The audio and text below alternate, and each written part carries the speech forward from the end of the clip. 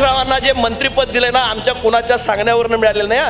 त्या भाषणामध्ये एकनाथ शिंदे साहेबांनी तिथं शब्द दिला आणि आपल्या नेत्याला या ठिकाणी पालकमंत्री आणि राज्याचा मंत्री त्या ठिकाणी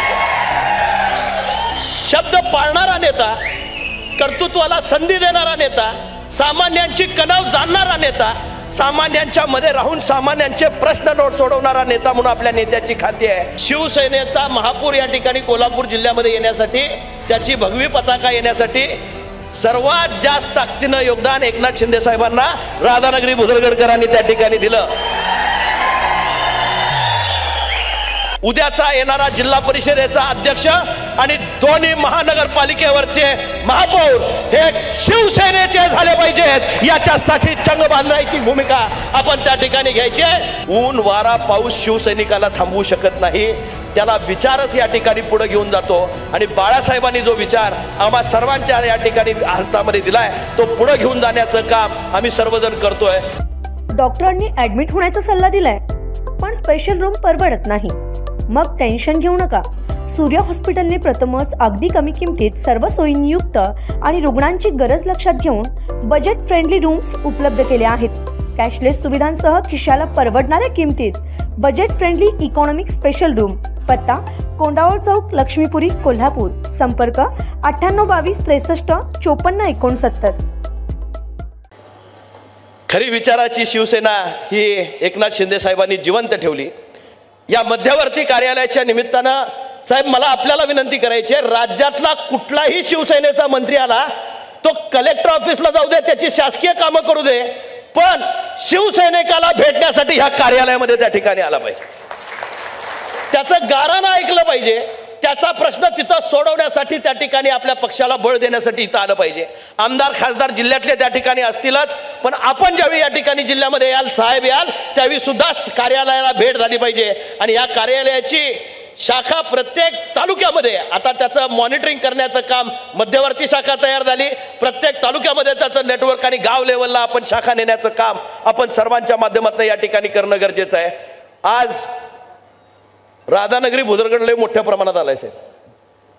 मतदारसंघ बघितले ना तर त्यातला आज प्रकाशरावांनी काय धरण भरायला लागलं की दरवाजे आपोआप उघडतात, ऑटोमॅटिक आहे ते. तसं पाणी पाऊस जास्त झाला की राधानगरी भुदरगडकर पाण्याचे दरवाजे ऑटोमॅटिक शाहू महाराजांनी धैर्य केले तसं उघडतंय. शिवसेनेचा महापूर या ठिकाणी कोल्हापूर जिल्ह्यामध्ये येण्यासाठी, त्याची भगवी पताका येण्यासाठी सर्वात जास्त ताकदीनं योगदान एकनाथ शिंदे साहेबांना राधानगरी भुदरगडकरांनी त्या ठिकाणी दिलं.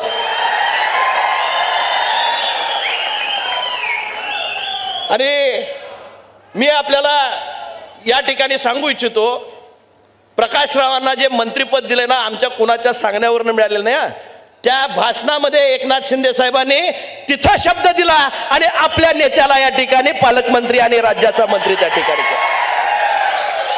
शब्द पाळणारा नेता, कर्तृत्वाला संधी देणारा नेता, सामान्यांची कणव जाणणारा नेता, सामान्यांच्या मध्ये राहून सामान्यांचे प्रश्न सोडवणारा नेता म्हणून आपल्या नेत्याची ख्याती आहे. आणि म्हणूनच आज जी आम्ही शिवसेना म्हणून या ठिकाणी अभिमानानं वावरतो, ही सगळी मंडळी साहेबांच्या नेतृत्वाखाली या कोल्हापूर जिल्ह्यामध्ये आपल्याला ताकदीनं उभं करायची आहेत.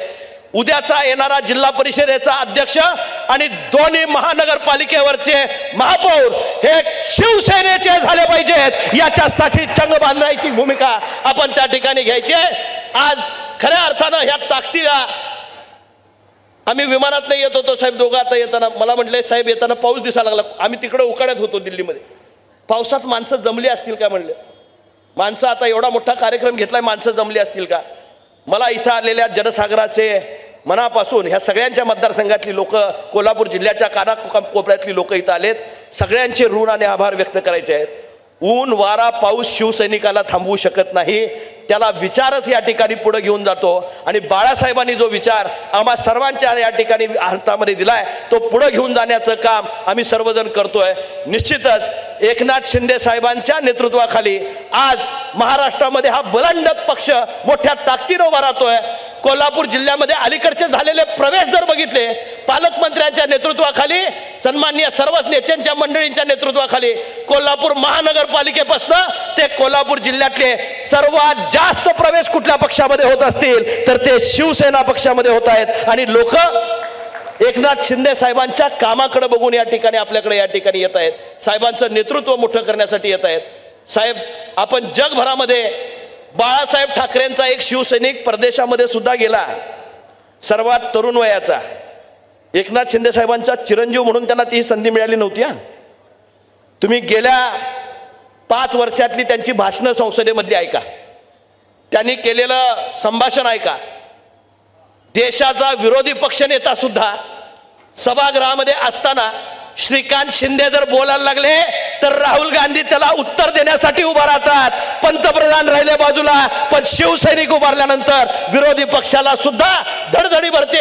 हे ताकद या ठिकाणी त्यांनी त्यांच्या कामातनं दाखवून दिली. आणि गेल्या 3 वर्षामध्ये त्यांनी प्रभावी केलेलं काम, सभागृहात केलेलं काम, तिथं वापरलेली भाषा, त्यातनं निर्माण झालेली त्यांची राजकीय उंची ही पारख करून खऱ्या अर्थानं ज्यावेळी या ठिकाणी संसदीय लोकशाहीतनं काही शिष्टमंडळ तयार झाली, सर्वात कमी वयाचा खासदार शिवसेनेचा या ठिकाणी होता, जो त्या शिष्टमंडळाचा नुसता सदस्य नव्हता तर त्या शिष्टमंडळाचा अध्यक्ष होता. अशाच नवनवीन अपडेट पाहण्यासाठी आमच्या KK न्यूज चॅनेलला सबस्क्राईब करा.